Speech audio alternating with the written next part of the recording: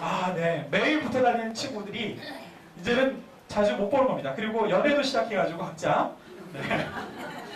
그래서 이제 잘 못 보고 했는데, 저는 그래도 그 친구가 제 가장 친한 친구, 내 형제와도 같은 친구라고 생각해서 어느 교회에 이렇게 교육자를 추천해달라 그러면 제일 먼저 그 친구 소개.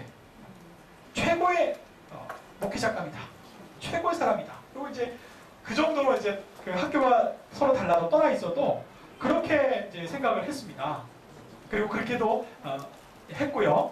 그래서 저는 제 마음은 전혀 변하지 않았다고 생각했어요. 근데 나중에 어떤 얘기를 듣게 됐냐면, 그 친구가 다른 곳에서 제 험담을 했다는 거예요. 믿어지지가 않는 겁니다. 그 믿어지지 않을 뿐더러 마음속에 화가 일어나는 거예요. 아니, 내가 너를 얼마나 좋아하고 내가 너를 얼마나 생각하는데, 아니 내가 없는 자리에서 자기들끼리 내 험담을 그렇게 했다니까 속이 막 상하는 거예요. 도대체 왜 그럴까? 이해가 안 되고 괴로움만 마음속에 가득 찼습니다. 근데 예레미야서를 읽다 보니까 나의 하나님이 그들의 하나님이 되고 라는 구절이 있어요. 우리 두 사람이 하나님 사랑 안에서 학교에서 같이 만났고 남들과 다르게 9년 동안 같이 공부하면서 2년 동안 같이 기숙사에서 살고, 그리고 별의별 참 경험들을 다 같이 했던 그 친구가 그렇게 했다는 것에 대해서 속이 많이 상하지만, 내가 믿는 하나님, 그분이 나의 하나님이 되시고, 그리고 그 하나님께서 그의 하나님도 되시니, 하나님, 이 이야기를 듣고 저와 그 친구 사이에 담이 생기는 것 같은 이런 상황이 됐으니 어떻게 합니까? 그렇게 기도했더니 나의 하나님이 그들의 하나님이 되고 라는 이 말씀 앞에서 그 모든 담이 무너졌어요. 혹시 그 친구가 내게 좀 섭섭해하지 않았나?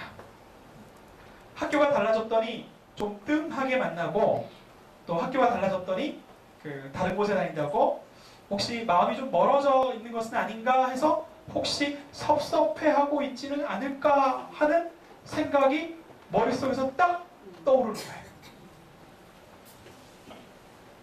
그러니까 용서가 되더라고요. 내가 더 자주 전화를 하고 더 자주 같이 만나자고 하고, 그리고 그가 다른 친구에게 했다는 그런 얘기들의 오해가 좀 있었는데 내가 좀 얘기를 좀 할 수 있었다면 그런 일은 안 생기지 않을까 하는 그런 생각을 하게 됐죠. 그 친구와는 지금도 아주 절친한 친구로 잘 사귀고 있습니다. 만약에 제가 그때 삐졌더라면, 저는 성격상 자기 범인형입니다. 속상한 게 있어도, 괴로운 게 있어도 남한테 말 못하고 삭히는 사람이에요. 그냥 아무런 일도 없었다는 것처럼. 아마 그런 상태에서 그 친구와 계속 좋은 관계로 더 발전하기는 어려웠을 거예요.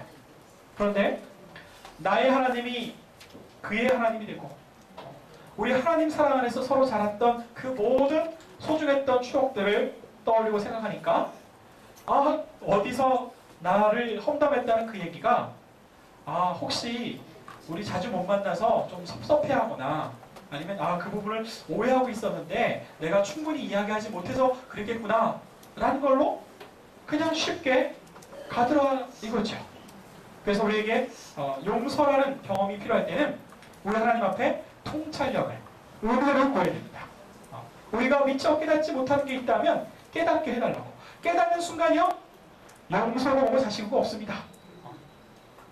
용서라는 건요, 그와 나 사이의 문제라고 생각하지만 상당수는 그냥 나만의 문제예요. 나만의 문제. 남편과 아내의 문제라고 생각하죠? 아닙니다. 아내는 아내의 문제, 남편은 남편의 문제. 남편의 자신 안에서 그 문제가 해결되면 용서고 뭐고 자시고 할 게 없어요. 그런 면들을 그 다음에 이 용서의 국면에서 이해라는 부분이 있습니다. 자, 이 이해라는 부분을 이야기할 때 조금 더 심각한 예를 들어드릴게요. 두 부부가 만나서 연애를 해서 결혼을 했습니다. 두 사람 다 이 부부 관계에 충실했죠. 그래서 아이를 낳고 기르고 아주 성실하게 가정을 잘 이끌고 왔어요. 그런데 아이를 셋 낳고 아이들이 다 이제 초등학생쯤 되고 이 어려운 시기를 다 지나고 났더니 어떤 어려움이 생겼냐면 남편은 한 번도 생각해보지 못했던 일이 벌어진 거예요. 어떤 일이 벌어졌냐면 아내가 옛날에 이 남편과 결혼하기 전에 사귀었던 애인이 있었어요. 근데 그 애인과 요즘 그 통신이 발달돼가지고 인터넷으로 만나는 이제 채팅하고 만나는 그런 공간이 있는데 어느 날 우연히 봤더니 옛날 애인과 즐겁게 그 인터넷으로 대화를 하고 있더라는 거예요. 그래서 이 남편이 깜짝 놀랐어요. 깜짝 놀라가지고 고민을 하는 겁니다. 고민을 하는 거죠. 여러분들한테 투표를 한번 해봐야 되겠는데요. 그 정도는 괜찮다 한번 손 들어보세요. 그 정도는 괜찮다. 그 정도 안 된다 손 들어보세요. 네. 역시 보수적이신데 이 남편은 너무 힘들었던 거죠.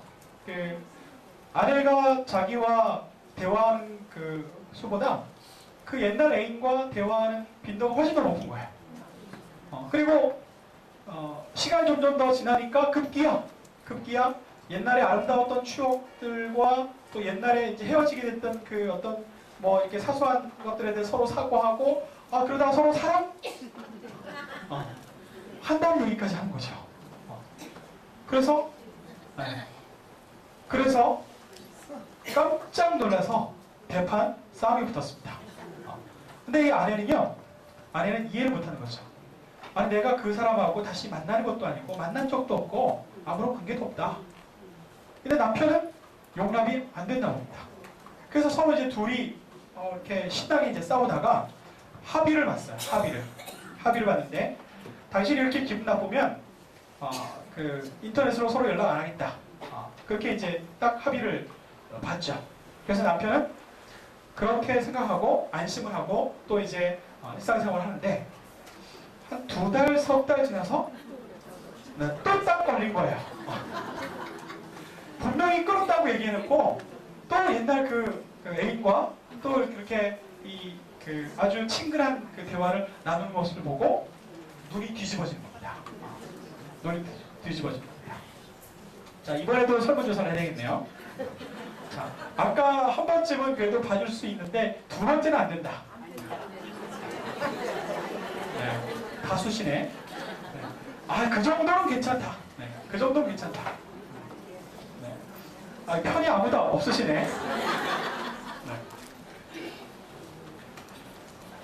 그 남편이 너무너무 고통스러웠죠. 그래서 이 사람이 내게 마음이 떠나고 그리고 다른 사람을 찾는가 보다. 그렇게 판단을 하고 헤어질 결심을 하게 됐다는 겁니다. 근데 헤어질 결심을 하고 이렇게 저렇게 살펴보니까 아내가 그렇게 행동하는 것에 대해서 이해를 못했는데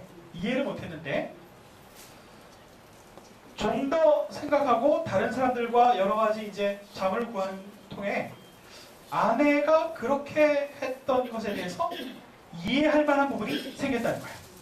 어떤 부분이냐면 아이들을 키울 때 너무나 분주하고 힘들고 어려워서 정신없이 이제 아이들을 키웠는데 아이들이 이제 성장하고 난 다음에 이제 좀 한숨 좀 돌릴 즈음에 그 자리에 아이들을 키우는 동안 조금 멀찍이 있었던 남편이 아이들이 자라고 난 다음에는 이제 더 친근하게 들어와야 되는데 남편이 여전히 이제 멀리 있는 것처럼 느껴졌다는 거죠. 그래서 이 정서적인 공허함을 옛날 사귀었던 사람과 이렇게 즐겁게 다정하게 요즘 사는 이야기 그냥 본인은 정확하게 이 선을 긋고 그렇게 하는 것이 자기에게 어떤 하나의 활력이 되고 기쁨이 될 수 있었겠다는 거죠. 그리고 책을 읽어보니까 남자에 관한 책, 여자에 관한 책 읽어보니까 여성들이 40대, 50대 이렇게 그 인생 주기가 전환하는 과정에서 그런 정서적인 어떤 불안정 혹은 정서적인 어떤 새로운 욕구 이런 것들이 출현할 수 있겠더라. 그런 도전과 과제가 있을 때 그 도전과 욕구를 남자가 충분히 이해하고 둘만의 새로운 어떤 그 관계를 만들어갈 방식으로 바꿔가면 그러면 그런 욕구는 자연히 사라지고 상쇄가 된다. 라는 점들을 이해하게 됐다는 거죠. 만약에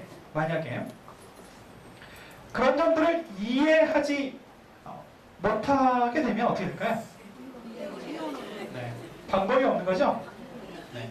그 안에는 졸지에 불륜녀가 되고 그 남편은 그 화를 이기지 못하고 그 서로 가정을 깨고 아이들이 그 사이에서 고통을 당하고 그 다음 시나리오들은 그냥 각본대로 가는 겁니다.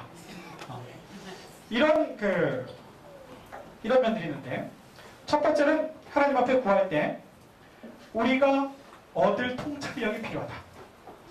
이 통찰력을 얻게 되면 서로 간에 용서고 자시고 없이 그냥 자기 안에서 모든 문제가 해결돼서 용서의 문제가 우리에게 일어나고 그 다음에 이런 심각한 부분을 부닥치면 그 다음에는 도움이 필요합니다. 어떤 도움이냐면 이 상황에 대해서 좀 더 폭넓게 이해할 만한 도움이 필요해요. 만약에 이러한 때에 그냥 자기 성질대로 나가버리면요. 다른 사람들에게 도움을 구하지 못하면 그리고 이해를 구할 만한 여러 가지 상황들을 얻지 못하면 방법이 없습니다. 방법이 없습니다. 제가 물어볼게요. 용서하고 그냥 사는 게 좋을까요? 아니면 용서 못해 하고 갈라서는 게 좋을까요? 네.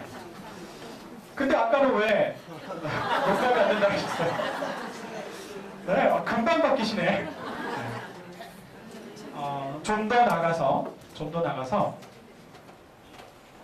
법적으로 허용되지 않는 불륜 관계까지 저질렀다 할지라도 용서할 수 있는 각오가 돼 있어야 돼. 이 얘기하니까 굉장히 심각해지네요. 네. 시간이 많이 가서 이 이야기는 다음 시간부터 계속되도록 하겠습니다. 네, 감사합니다.